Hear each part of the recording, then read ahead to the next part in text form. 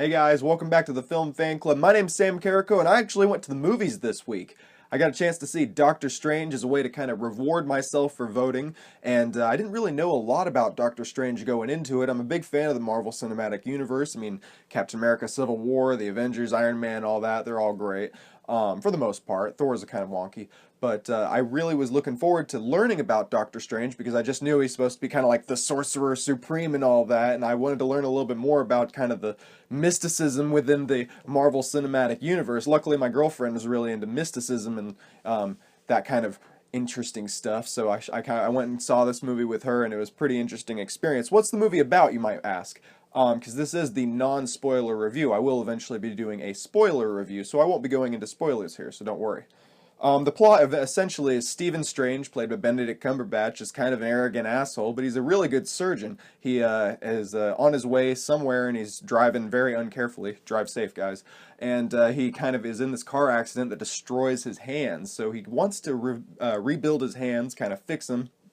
Not rebuild, but fix his hands, and he eventually kind of exasperates, like he can't find anything in Western medicine, so eventually takes him to East Asia, I think Nepal, and he kind of eventually comes across the Ancient One, who's the at the time she's the Sorcerer Supreme, and it's Tilda Swinton in a very alien-looking way. I guess it's really weird that she's Celtic, that she's in Nepal, but I don't know, they don't really explain it.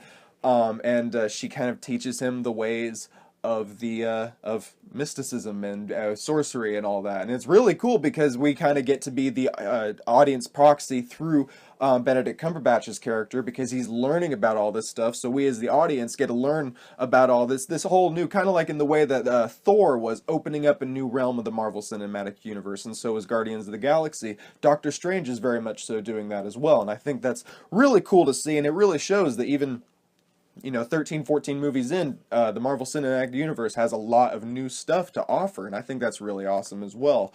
This movie mostly is focusing on the origin of Doctor Strange. It kind of has Mads Mikkelsen, it doesn't kind of, it definitely has Mads Mikkelsen as Caecilius. I had to rehearse that name. And he is the villain of the film. He's working for Dormammu, and these names are all very difficult. And he's kind of has a pre-existing with a relationship with the Ancient One. And as far as the villain goes, it seemed like the villain was kind of your typical Marvel Cinematic Universe villain kind of storyline. But the fact that we are able to at least have a prologue and just have a few scenes that were necessary with building the relationship between Caecilius and the Ancient One. So I definitely feel like this was more of a two-dimensional character than a one-dimensional character, so that's good. It'd be nice if we could get a three-dimensional character, but it seems like Marvel only likes doing that with their heroes. One of the main complaints that I heard was it seemed like they went through the origin story too fast, and he becomes the Sorcerer Supreme just a little bit too quickly, and I don't think that that's the case necessarily. I think that, I mean, we do have a lot of time to spend with Strange as he's learning this, whether it be reading about it or practicing it, but there is one scene in particular, and you'll know it whenever you see the film, that it's kind of like, alright, we just need to be done with training, so let's just do that, it's kind of the movie's just like done with it, and it would have been nice.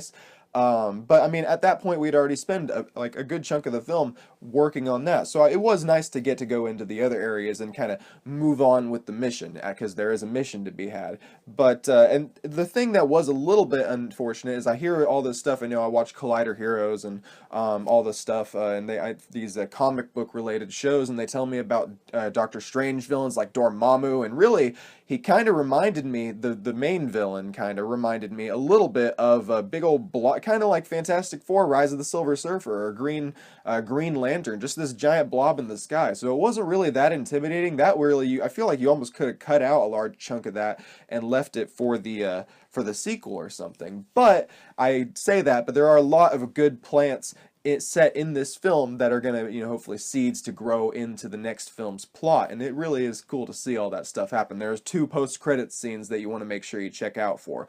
Real quickly, let me run through the rest of the cast and what I liked about them. I did like Mads Mikkelsen's portrayal of Caecilius. He was more interesting than Dormammu, for sure, but he didn't really, he had a lot, he had some stuff to offer, but mostly it was just to be the villain. I really did like Tilda Swinton as the Ancient One. She was so weird and humorous in some ways that I didn't expect as well. I didn't really know what to expect from her character because I know that they changed it so much from the comics, and it was nice to see just that it was it seemed like it was worth it. They gave her enough of a personality in this movie's iteration that I think it made it worth it and different enough that we can forgive it. At least I can. I'm a white male, so of course I can forgive it, but you know, whatever. Chiwetel Ejiofor did a really good job as Carl Mordu, and like I said, I can't wait to see these characters come back and see their storylines expanded, and he did a really good job kind of being the one of the person who already knows about this stuff that Strange has to strive to be like. But one thing that was weird, it does seem like Strange becomes better than Carl Mordu at one point, and that would be one thing that I do think that happened a little bit too quickly, because I don't know why, you know, at some point, one point in the film, Carl Mordu's taken orders from Strange. I don't know why that had to happen, but I digress.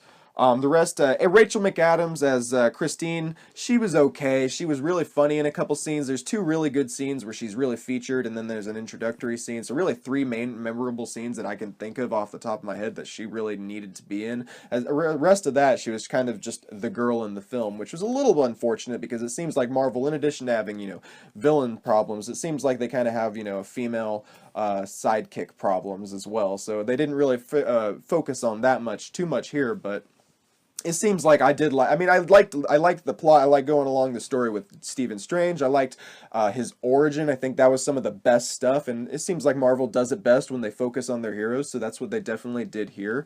There's one more that I had to Wong. Yeah, Benedict Wong as Wong. That's funny. He actually did a really good job, and I know that the character was supposed to be like more of a manservant in the comics, so it was really nice just to see stuff like this get updated. And the only thing is, it would have been nice maybe to see the Tilda Swinton's maybe Tilda Swinton, maybe not as the Ancient One, and maybe get someone more culturally appropriate. But like I said, they changed that enough, and then they updated the character of Wong enough to where it wasn't really as much of a stereotype like it might have been in the comic books, and he really became a really good character here. I liked getting to see him, and he has some humorous moments as well. The tone, I think, really worked, but there are some definitely parts where I think that they kind of just punched up the script a little bit too much with the jokes. It was kind of like they were just like, they handed it off to a screenwriter and they're like, hey, could you add some jokes? And they're like, all right, here's a joke, here's a joke, here's a joke. And it just felt a little too forced. There's sometimes where it genuinely comes from the plot, and then there's sometimes where it's like that was a rewrite and they wanted more jokes.